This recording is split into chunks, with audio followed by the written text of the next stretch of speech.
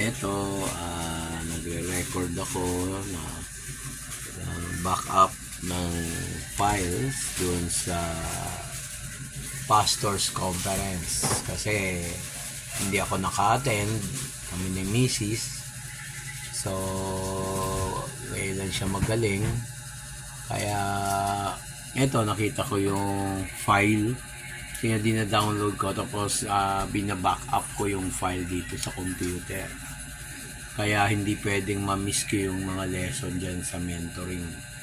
May part 1, may part 2 dinownload ko kasi minsan gusto mong mag-review yung mga tinuro ni Bishop Art Bernil, nire-record ko para talagang sala, no? Makikita mo, no? Matatawa ka rin, may mga joke time din, syempre pampalis ng mga antok. Natawa nga ako dun sa mga, pero ang pinakamabigat dito yung matututunan mo dun sa authority ng pastor, yung pwede mong gamitin gift mo, like pagpapagaling, etc. Pagpapalayas ng demonyo, pag-preach ng word, no? Pag-discern, pupunta sa isang lugar. Actually, naituro na niya iba dito, pero ang maganda lang dito, nare-refresh ka. Siyempre, lahat naman tayo kailangan ng refreshing, yung Holy Spirit, refreshing ng word. Kaya nung ni-record ko yan, ayan, minsan dino-double check ko eh. Ayan, no? So ni-record ko yung video. Napakaganda kasi nang i-record mo yung video para alam mo kung kasi mahilig ako gumawa ng PowerPoint, kaya lang dinadahan-dahan ko kasi mamaya mamali.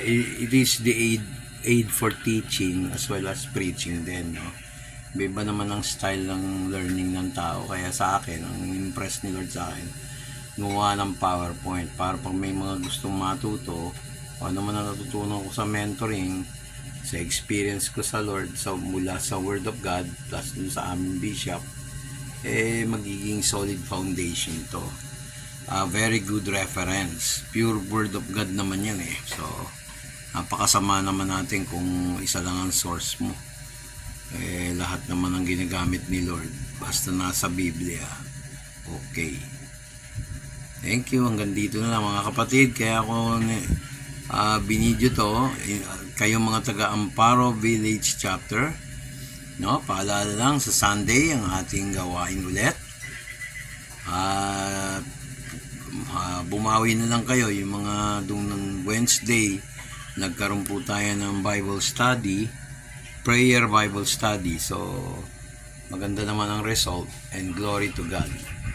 Kasi pag hindi natin inumpisahan bakbakan ng panalangin, mga hardcore devils, tapos hindi natin hingin sa Lord yung mga kabigatan, mga ine-expect natin, at saka yung also nagkaroon tayo ng chance purihin ng Lord at the middle of the week.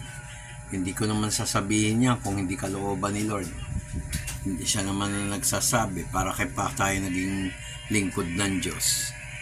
Amen ba? So kayo mga taga Subaybay, mga lalong-lalo na yung mga taga Amparo Village Chapter, Caloocan, no, dito sa may Barangay 179 ng Jesus Christ Hope of Glory Sagip Kalinga, Barangay 179. O paalala ko lang sa inyo, no?